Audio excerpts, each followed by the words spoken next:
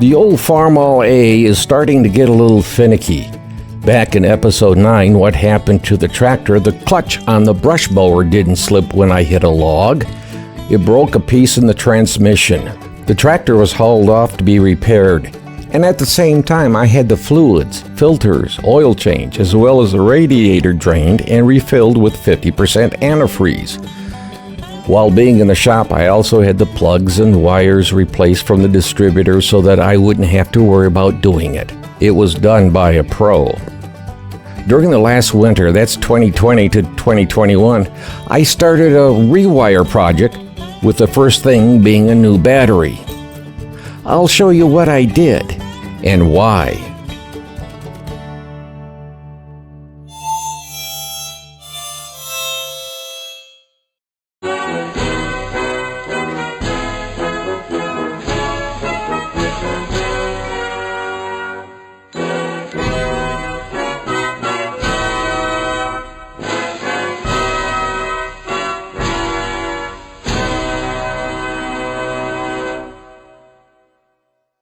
Hi, I'm Scott Boehm. They call me the old farmer.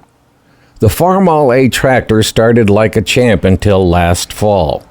Then it sometimes started and sometimes didn't. I learned a long time ago when you get an intermittent problem, it's best not to look for it but just start replacing things until you have everything switched out. Most times it will then work. It's faster and usually cheaper by a percentage point or two. As I said, I started with a new battery. At the same time, I picked up the electrical parts to rewire. First the electrical system up to the coil, and then to the starter motor. I wanted to come back later and start fixing the lights and then the gauges that aren't working. Some of the wiring looks like it's the original from the factory. If you're not familiar with older vehicles, tractors included, all the ignition switch does is turn on electricity to the ignition and maybe a few other things. The two major electrical areas that are not affected by the ignition switch are the lights and the starter. Lights are wired outside of the ignition. The same is true for the starter. There is just too much power going to the starter motor to run it through the ignition switch. Today's digital cars may be different with the use of relays. The only thing that lets the starter motor run is when the starter switch is engaged. If the starter switch shorts out, the starter motor would be running all the time. Sometimes starter motors are used to power go-karts and even grocery carts for racing purposes. I started by replacing the battery cables to the ground and to the starter motor. I made sure of using a male punch around the connector to dimple in the connector to the cable. Then I soldered the connectors using a 300-watt soldering iron pencil. I also added a battery shutoff switch on the negative side of the battery and a compound connector to the positive side so that it would be easier to make additional connections. As I was installing the connectors, I mounted a trickle charger that would charge the battery just by plugging it in.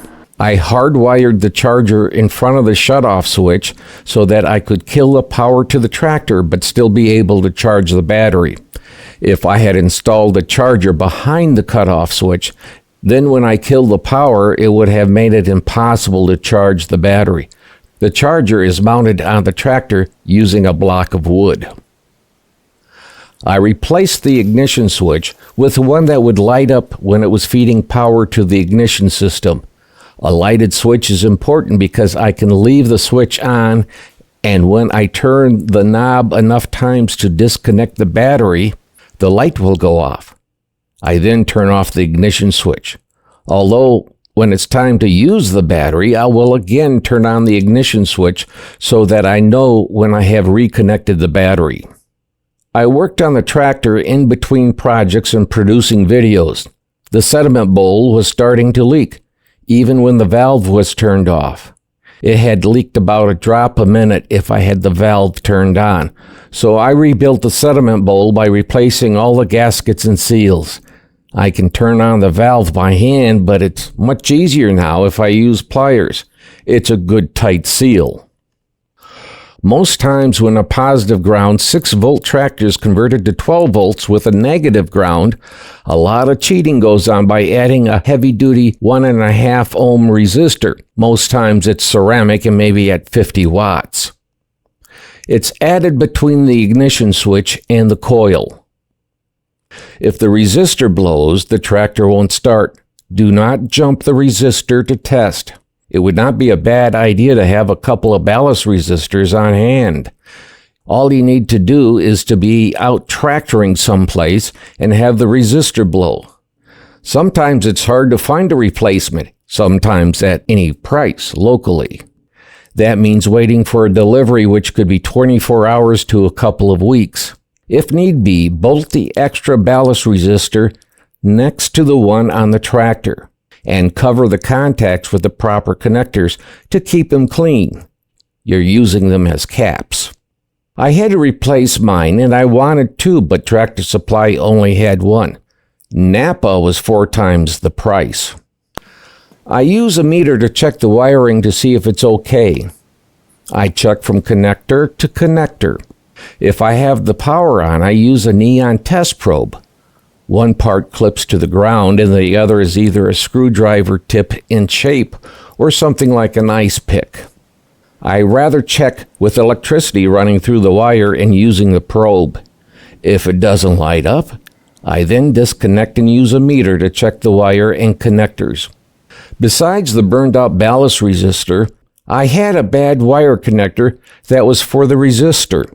I pulled out my crimper and had to put a small screwdriver in the crimper along with the connector to crimp it tight enough. Obviously, I will be changing the wire from the ballast resistor to the coil. I have the appropriate wire and connectors to run a new wire. Maybe at this time I might start strapping down some of the wiring that I have installed as it should be. I tend to run long wires to get things running and then go back and trim. It will cost me an extra connector per wire. It's like woodworking, cut long and then plane to length or thickness. So it's time to see if I can fire up the Farmall A. Let's see. First, turn on the gas.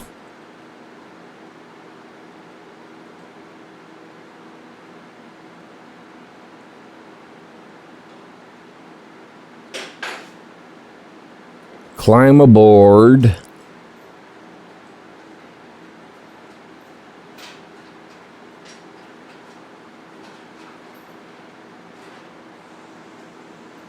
Connect the battery and turn on the ignition if it isn't already on. And see if the light is lit. Use a full choke. Now let's see if it'll start. The tractor has quite a bit of man glitter from woodworking project. I bet we'll see a cloud or two when the tractor starts. It works. I'm going to let it run until it's running smoothly. I'm not concerned with starting the tractor in the garage because I have the garage door open about a foot and I have a fan drawing in air. I also have the door from the garage to the screened-in porch open for a good cross breeze. Tomorrow, it will be in the 90s, and this garage is not insulated. The first semi-normal day, I'll do an oil change. I'll check the transmission oil. It uses a 60-weight gear oil. I have a leaking seal on the port side power wheel. The far wheel to you folks. I got 2 oil filters when I got them. It took Tractor Supply 2 weeks to get 1 filter, when I had ordered 2 filters. It took another 2 weeks to get the second filter. Always stock ahead on consumables. If I was really following my own advice, I would have a spare fan built, but I don't. I know I haven't actually shown the rewiring while I was doing it, but it's hard to get a camera so that my back would not be in the way. But if you want me to do a video while I finish the rewire, let me know in the comments. I'm adding this addendum to the video. This is an update from events with Harbor Freight and the Inside Track membership. I'm in the middle of editing this current video and added this quick update at the end. In the last video, 136 Harbor Freight Bauer 20-volt angle grinder, I mentioned a situation I had when I renewed my Inside Track Club membership. What happened was the old membership was canceled when I signed up for 2 years. I only had 1 month left, but I was concerned about all of you who may have renewed when the reminder from Harbor Freight came through that your membership would be up in 3 months. The situation at the store was, it canceled out the remaining months instead of extending the membership. This was confirmed by the cashier. I reported this event to you and said I would be contacting Harbor Freight and see what's going on. This is what happened when I called. I talked to 2 different individuals and was impressed with both. In a nutshell, the cashier was wrong. The computer automatically caught the error. It changed the membership number, and it actually did extend the previous membership with the additional 2 years that I purchased. All is well. So, if you go into a Harbor Freight store and renewed your membership for 1 or 2 years, and the cashier tells you that you have lost your remaining months with the new membership, the cashier will be wrong. I would double check if I were you by calling or emailing after about a week to see that it was an extension, but with a new number. As I said, I was telling you an event, and that I will get back with you after talking with the home office. So when you renew your membership, it's an extension. You do not lose your remaining months. Before I go, let me ask that if you think this video has been helpful, that you subscribe, if you haven't already, and click a thumb. Leave a comment agreeing or disagreeing with what I said, but keep it for mixed company. And of course, let others who you think might like what is being done here know about the channel. It doesn't have to be everybody, but maybe your closest 10,000 friends might like to know about the channel. Well, this is the Old Farmer, Scott Boehm. Be well. Be safe. Don't forget to click like and click subscribe on the Old Farmer YouTube channel, and thanks again for watching. Bye.